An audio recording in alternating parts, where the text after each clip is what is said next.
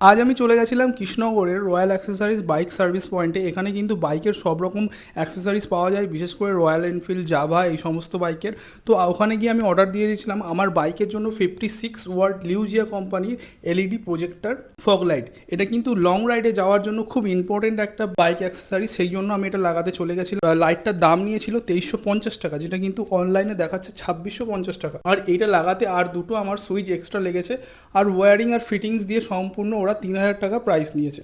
এখানে একটা হলুদ আলো, একটা লাল আলো, আর সাদা আলো, আর একটা অপশন আছে লাইট ব্লিঙ্ক করার। তো এখানে আমার হেডলাইট থেকে কিন্তু মেন পাওয়ার পয়েন্টটা বার করা হচ্ছে। এটা কিন্তু বাইকের লেগ গার্ডের সাথে ইজিলি ফিট হয়ে যাবে। এত দাম হওয়া সত্ত্বেও কিন্তু লাইটটার কোনো রকম গ্যারান্টি ওয়ারেন্টি নেই। আই থিঙ্ক এটা চায়না প্রোডাক্ট হবে।